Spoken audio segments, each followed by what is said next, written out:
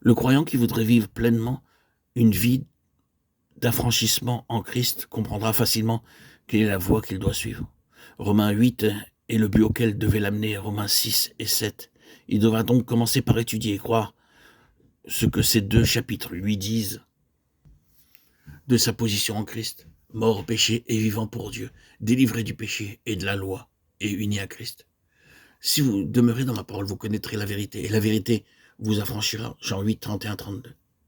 Que tout ce que la parole de Dieu vous enseigne de votre union avec Christ soit pour vous la source habituelle de votre foi et de votre vie. Demeurez en Christ et Christ demeurera en vous. Jean 15, 4.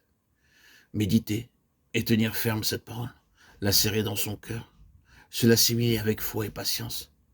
C'est là le moyen de s'élever plus haut et d'atteindre chacune des vérités qu'enseigne l'Écriture. Si vos efforts pour accomplir la loi à laquelle vous prenez plaisir, Romains 7, 22, vous font découvrir combien vous êtes encore charnel et captif, et s'il vous paraît que ce soit là tout le contraire d'un progrès, souvenez-vous que c'est précisément quand on désespère de soi qu'on apprend à tout attendre de l'esprit, à compter sur lui seul, pour être affranchi et vivre de la liberté que Christ donne.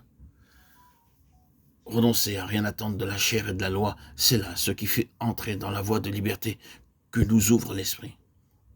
Pour continuer à vivre de cette vie nouvelle, il sera très nécessaire aussi de bien saisir ce que signifie cette expression souvent employée dans les Écritures, marcher selon l'esprit.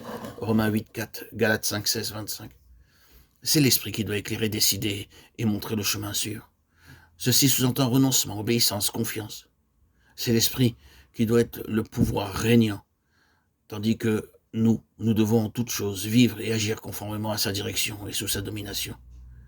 Ce qui caractérisera cette vie-là, ce sera la crainte d'attrister l'esprit, la vigilance à écouter ses directions, la foi à sa présence très certaine, quoique invisible, et l'humble adoration qui s'adresse à lui en reconnaissant sa divinité.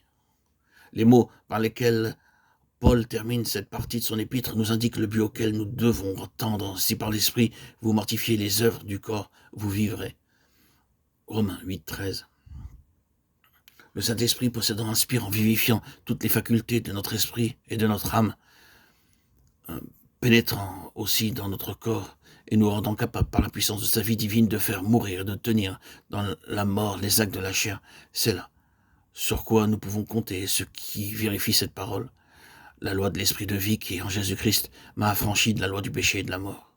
C'est là le salut par la sanctification de l'esprit auquel Dieu vous a appelé. 2 Thessaloniciens 2, 13.